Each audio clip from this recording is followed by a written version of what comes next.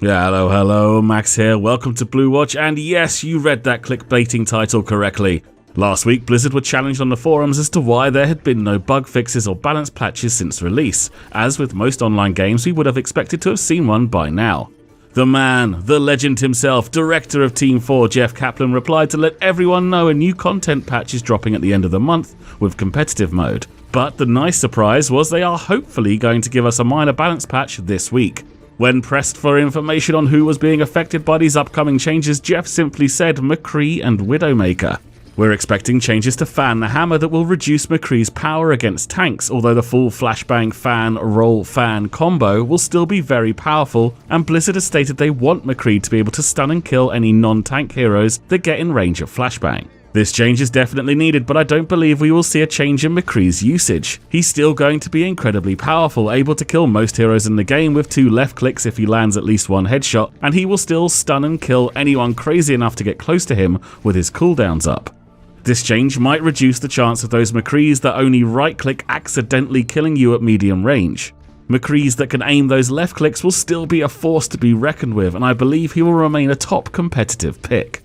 There has been no word from Team 4 as to how they will be changing Widowmaker, but as this change is turning around very quickly, we can expect some simple number tweaks. Either damage changes or a charge time increase. Or if you're in my camp of, oh god I hate Widowmaker, she can ruin a game, maybe both. I doubt we'll see both though, as they want to keep her viable, and although it is very hard, I can get over myself for 2 seconds and appreciate she is part of the game. 2 seconds are over, I hate Widowmaker.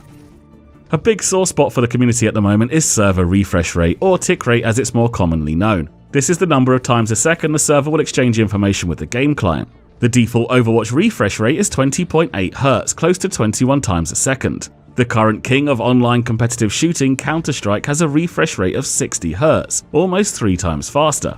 Some of you might be asking what the big deal is, but I'm sure you have all at some point experienced the problem a lower refresh rate can cause. It's most commonly the I'm sure I was round the corner but die anyway moment, and when you see the kill cam you never made it to the corner at all. For me, this isn't that big a deal. I can understand that I didn't quite make it to the corner and that my enemy were able to land their shots on me. Unless it was a Widowmaker of course, then not only is the enemy playing a stupid broken hero, but the stupid broken tick rate is broken and stupid.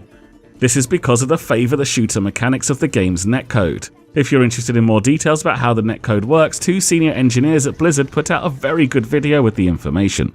You can find a link in the description. What does frustrate me, however, is when I've used an ability to avoid damage or crowd control but get teleported back to die because the server had decided my ability didn't happen. This means the server has favoured my enemy's actions over mine. I've tried to highlight the effect in a custom game with everyone's favourite target dummy from my hero guides, Macintosh. It was difficult to stage, so that is some indication of how little the problem occurs, but if I slow down the footage you can see, despite being mid-blink, the flashbang pulls me back to be stunned. This example is just that, an example, and nowhere near as extreme as it can be in a game situation. I've been chain hooked out of recall before and once brought back from 2 blink charges to die to McCree's flashbang fan combo. As I said, it is not often that this kind of interaction happens to me, but when it does, it is very frustrating. But fear not, the cries of the community are not being ignored as many critics claim. Jeff Kaplan has said they are looking at how feasible it is to implement high refresh rate, and there is the possibility to play 60 Hz in custom games. Open up your custom game settings and enable high bandwidth mode. Team 4 will gather information from these games to determine how and if they want to go to a tick rate of 60 across all Overwatch games. If you are fortunate enough to have enough friends to blast out some custom games, then go for it so Blizzard can get their data.